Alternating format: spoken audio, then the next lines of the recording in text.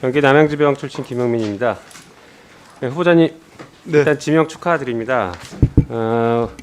우리 인사청문회가 다양한 것들을 후보자님의 다양한 도덕성이나 인품이나 자질들, 업무 정책에 대한 어떤 능력 이런 것들을 검증을 해야 되는 절차입니다. 본 의원이 그 후보자님과 짧지만 그래도 법사위 활동을 해 오면서 경험으로 비춰봐서 후보자님의 도덕성과 인품에 대해서는 본 의원은 매우 긍정적으로 높게 평가를 하고 있습니다. 따라서 정책에 대한 다양한 좀 질의를 드리고자 합니다. 아까 먼저 얘기 나왔던 것들 먼저 말씀드려보겠습니다. 아까 김학의 사건 관련해서 김진욱 공수처장이 인사청문회에서 이 사건이 절차적으로 문제가 있으면 절차적 정당성이 확보가 되지 않으면은 실체적 정당성도 없다라는 취지의 발언을 했다라는 것을 들으셨을 겁니다. 그런데 당시에 김진욱 처장은 이렇게도 답변했습니다. 검사가 내사 사건을 입건할 권한을 가지고 있다. 혹시 이 답변도 들으신 건 기억나십니까? 네, 비슷하게. 예. 그렇기 때문에 그 가정적 질문에 절차가 만약에 잘못됐다면 그 실체에 대한 정당성도 잃는 거 아니냐라는 가정적 질문에 대한 답을 한 것이고, 실제 이 절차가 위법하냐 위법하지 않느냐에 대해서는 사실상 적법하다는 취지의 답을 한 것입니다. 네, 그래서 이 부분 먼저 좀 짚고 넘어가겠습니다. 자, 그리고 이제 본격적으로 정책과 관련해서 좀 질의를 드리겠습니다. 국민들이 기대하는 법무부의 역할이 참 많을 것 같습니다. 본 의원이 몇 가지 좀 나눠봤는데요. 법무행정과 관련된 어떤 개혁 방향이 있을 것이고요. 그다음에 검찰 개혁 방향, 그리고 또 하나는 공수처와 관계를 앞으로 어떻게 설정할 것인가. 이렇게 세 가지로 좀 압축될 것 같습니다. 본 의원이 볼 때 가장 중요한 부분, 그리고 우리 국민들이 가장 관심을 많이 갖는 부분은 아무래도 검찰 개혁 분야가 아닐까 싶습니다. 그래서 검찰 개혁과 관련해서 좀 질의를 드리고, 또 공수처와 관련해서도 질의를 좀 드리도록 하겠습니다. 일단 지금 사건이 좀 얘기가 되고 있으니까 사건 먼저 좀 말씀드려 보겠습니다. 먼저 자료화면 보여주시죠.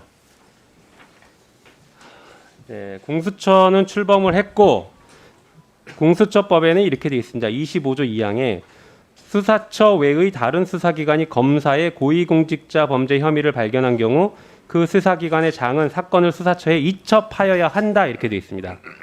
후보자님 잘 알고 계시죠? 네, 물론입니다. 네, 이첩할 수 있다가 아니라 무조건 이첩을 해야 합니다. 맞습니까? 예, 맞습니다. 네, 다음 페이지 보여주시죠. 자, 이 사건들은 공수처법에 따라서 이첩해야 될 것 같습니다. 먼저 첫 번째가 방금 말씀드린 김학의 사건. 사실 김학의 사건과 관련해서는 야당이 김학의 이름을 입에 담는 것도 사실 부끄러워야 될 사건입니다. 그럼에도 불구하고 지금 얘기가 되고 있고, 검찰도 이 사건을 어떤 이유에서인지 다시 들여다보고 있으니까 말씀을 드릴 수밖에 없을 것 같은데요. 지금 이 사건으로 수원지검에서 이모 검사에 대해서, 그리고 이모 검사에 대해서 압수수색을 했고, 현재 검사들, 당시 과거사 조사에 관여됐던 검사들의 이름들이 나오고 있습니다. 이 사건 검사가 수사 대상이기 때문에 공수처 이첩해야 되지 않습니까? 네, 지금 공수처장이 임명이 됐고요. 현재 공수처 차장을 비롯해서 공수처 검사 인선 작업에 돌입을 했고, 존경하는 김용민 의원님 지적한 대로 공수처법에 의하면 현재 상태에서 공수처로 이첩하는 게 옳겠습니다. 그렇죠. 검찰은 공수처법에 의한 수사권이 없습니다. 맞습니까? 네, 검찰은 이 사건 수사권이 없고 이첩하도록 하고 있지 네, 않습니까? 이첩할 단계라고 봅니다. 네, 맞습니다. 그다음 채널A 사건, 검언육착 검사 한동훈과 관련된 사건이죠. 이 사건도 어제 오늘 계속 기사들이 나오고 있는데, 자, 검사에 대한 사건입니다. 이 역시 이것도 공수처에 이첩하여야 하지 않습니까? 지금 불기소 해야 된다라는 보수 언론들이 계속 얘기를 하고 있는데, 아마도 한동훈 검사장의 휴대폰이 공개되면, 그게 포렌식에서 뭔가가 확인되면 걷잡을 수 없는 무엇인가가 있지 않을까 두려워서 자꾸 불기소를 빨리 서두르는 거 아닌가라는 의혹들이 제기되고 있습니다.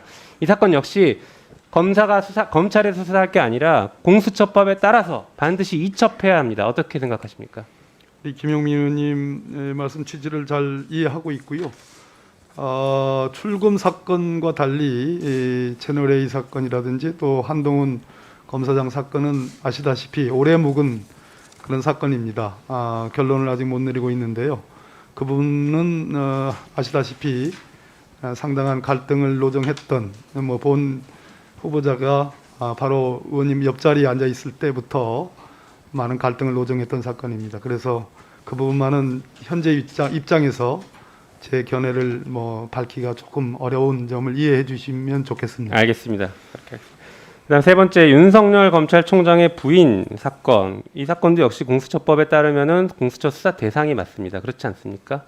이 사건은 검사 사건이 아니라 반드시 이첩은 아니지만 현재 검찰의 수사가 거의 이루어지지 않고 있는 것 아닐까라는 국민적 의혹이 제기되고 있기 때문에 이첩을 고려하실 필요가 있다 생각합니다. 어떻습니까? 역시 제 위치에서 대답하기 어려운 사건인데요. 저는 수사를 기본적으로 하지 말라가 아니라 혐의가 있으면 해야 된다는 것이 제 소신이고 원칙입니다. 다만 모든 사건은 비교적 통일적 기준과 신속한 그러한 기준에 의해서 처리돼야 되는 만큼 그 사건 역시 엄중히 처리돼야 된다고 생각합니다. 네, 알겠습니다. 그 다음 화면 보여주시죠. 자, 이 사건은 우리 후보자님께서 그 윤석열 검찰총장에 대한 국정감사에서 발언하시고 윤석열 총장이 답변했던 그 내용들입니다. 자, 김봉현 씨로부터 술접대를 받았던 검사와 관련된 사건에서 윤석열 검찰총장은 사건이 진행되는 것을 봐서 사과하겠다 이렇게까지 얘기했는데 그 다음 장도 보여주시죠. 아직까지 사과를 전혀 하지 않고 있습니다. 근데 더 중요한 문제는 사실 이 사건에 그 술접대를 받았다는 의혹이 제기됐고 수사까지 받았던 검사가 앞서 말씀드린 김학의 사건의 수사단의 검사로 참여했고 공판 진행 중에 술접대를 받았습니다. 술접대를 받으면서 술접대를 수사했던 것이죠. 이게 징계 필요성 있지 않습니까? 우리 김용민 의원님께서 그 점을 지적하신 것을 오늘뿐만 아니라 며칠 전에도 여러 차례에 걸쳐서 지적을 해오신 것을 잘 보고 듣고 알고 있습니다. 적정하지 않은 부분이라고 생각을 하고요. 혹시 오늘 늦게까지 청문회를 하겠지만 다음에 여쭤주시면 조금 더 입장을 정리해서 김학의 출금 사건과 함께 말씀을 드릴까 싶습니다.